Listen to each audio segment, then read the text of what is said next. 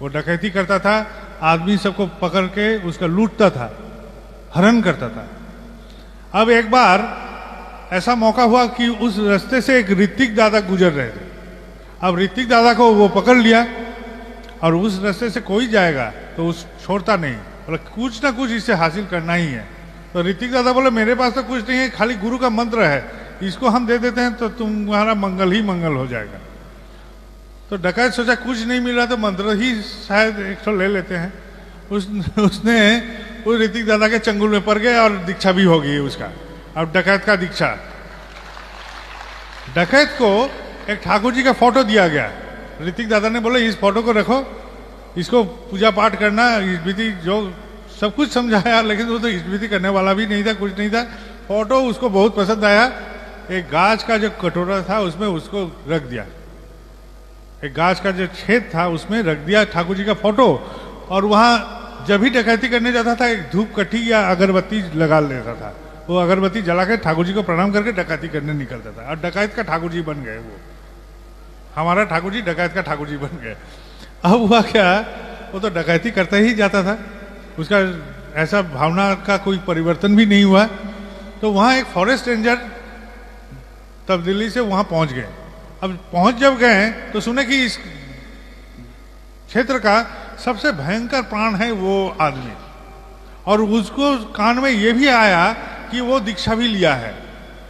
और एक गाज का एक वहां छेद है, वहां ठाकुर जी को फोटो रखता है, वहां अगरबत्ती जला के वो डकैती करने निकलता है। इतना भी उसको खबर आया, खबरी जो था सब खबर जब दे दिया तो वो डकैत के घर में ही पहुंच गया रेंजर, और जाके पूछा कि तुम सुने हैं दीक्षा लिए हो, ठाकुर जी का ऐसा फोटो भी वहां रखते हो और ऐसे करके डकैती करते हो, ठीक है करो, इसमें कोई बात नहीं है, लेकिन हमको लगता है कि ठाकुर जी को ऐसे गाज के छेद में रखना ठीक नहीं है, इसके लिए एक मकान बनाना जरूरी है।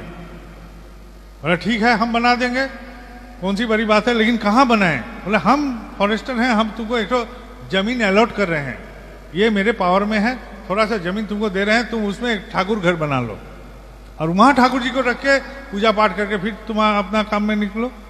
तो ठीक है, वो मान गया।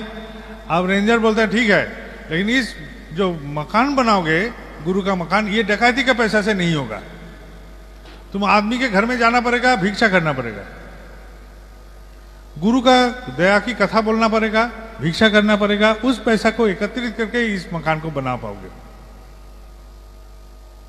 तो वो भी मान लिया।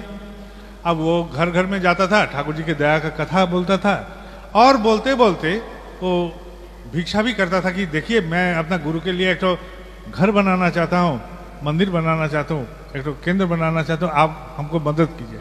सब कोई कुछ ना कुछ दे देता था। वो क्रम में उस ठाकुर घर बन गया, ठाकुर घर बन गया, ठाकुर जी प्रतिष्ठित हो गए, लेकिन उस आदमी का संपूर्ण परिवर्तन हो गया। वो अब डकैती नहीं करता था, वो ठाकुर जी की दया की कथा बोलता था।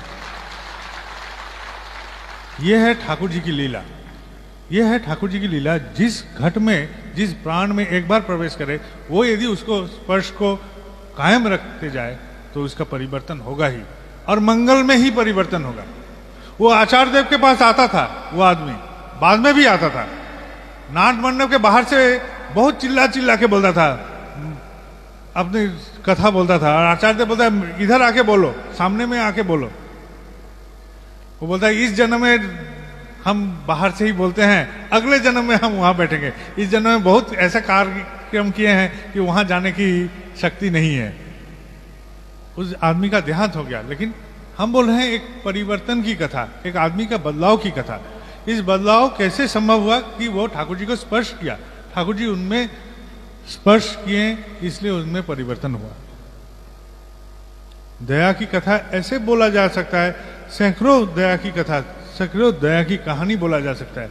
इन दया की हम एहसास करते हैं, हम सबको ही एहसास करते हैं, कभी ना कभी दया हमारा जीवन में भी स्पर्श करता है, कभी कभी जागरूक होकर वो दर्शन देता है वो दया, लेकिन हम बयान नहीं करते हैं, हम मौन रहते हैं, हम कथा को अपना ही जहन में दफना के रख देते हैं, बोलते नहीं हैं। क्यों नहीं बोलते हैं? क्योंकि हम शर्म महसूस करते हैं कि हम किसी का दया के आभारी हैं। ईश्वर